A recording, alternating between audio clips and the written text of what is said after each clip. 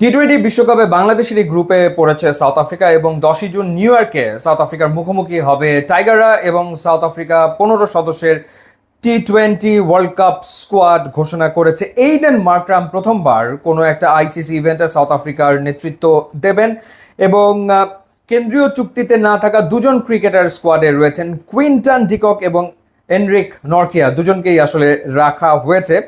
এবং ঘরোয়া টি-20 লিগে দুর্দান্ত পারফর্ম করে প্রথমবারের মতো স্কোয়াডে সুযোগ পেয়ে গেছেন রায়ান রিকেলটন এবং অটনিয়েল বার্টম্যান। একজন হচ্ছেন ব্যাটার এবং আরেকজন হচ্ছেন বোলার। 9 মাস পর আন্তর্জাতিক ক্রিকেটে ফিরেছেন নরকিয়া। তিনি এই মুহূর্তে আইপিএলে খেলছেন এবং এই সাউথ আফ্রিকার স্কোয়াডের অলমোস্ট 80% ক্রিকেটার তারা সবাই আসলে আইপিএলেই খেলছে ঠিক এই মুহূর্তে।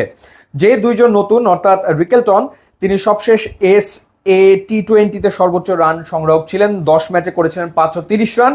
আর ডিককের সঙ্গে প্রবাবলি ওপেনিং হয়তোবা তিনি আসলে করবেন এবং এটাই কুইন্টন ডিককের লাস্ট টি-20 ওয়ার্ল্ড কাপ হতে যাচ্ছে, যেভাবে 2023-এর ওয়ানডে ওয়ার্ল্ড কাপ ছিল তার last ODI world cup.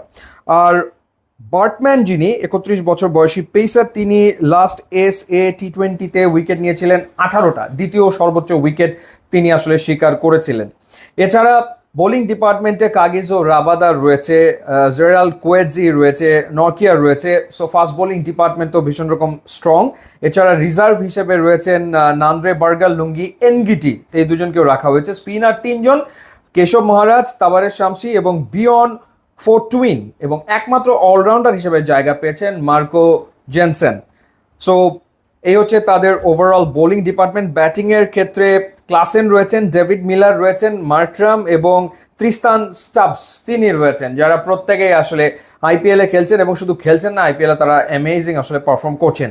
So overall স্কোয়াডটা যদি আপনাদেরকে একবারে জানিয়ে দিই: Aiden Markram captain, Quinton de Kock, Reeza Hendricks, Ryan Rickelton, এরপর হেনরি ক্লাসেন, ডেভিড মিলার, এরপর Tristan Stubbs, Anrich Nortje, Ottneil Baartman, Marco Jansen, Kagiso Rabada, Gerald Coetzee, Keshav Maharaj, Tabraiz Shamsi এবং Bjorn ফোর্টুইন। অনেক আলোচনা হচ্ছিল আসলে ফাফ দু প্লাসিকে নিয়ে, যে দু প্লাসি তিনি আসলে ফিরবেন কিনা স্কোয়াডে, কিন্তু ফাফ দু প্লাসিকে আসলে আর বিবেচনা করা হয়নি, তিনি আসলে নেই। সো দুর্দান্ত স্কোয়াড এবং ব্যালেন্স স্কোয়াড। ফাস্ট বোলারদের যেরকম গতি রয়েছে, ভয়ঙ্কর রকম গতির ফাস্ট বোলার রয়েছে, কোয়ালিটি স্পিনার রয়েছে, এবং ব্যাটিংয়ের ক্ষেত্রে এমন সব ব্যাটার যারা টি-20 সংজ্ঞাটাই পাল্টে দিচ্ছেন, মানে ক্লাসেন বা এইডেন মার্করাম তারা যেভাবে খেলছেন, ডেভিড মিলার এবং স্টাবস। সো ব্যাটিংটা ভয়ঙ্কর রকম শক্তিশালী। এরপর তো কুইন্টন ডিকক তো ওপেনিংয়ে থাকবেন এবং তার সাথে নতুন যাকে নেওয়া হয়েছে Ryan Rickelton. So fantastic squad.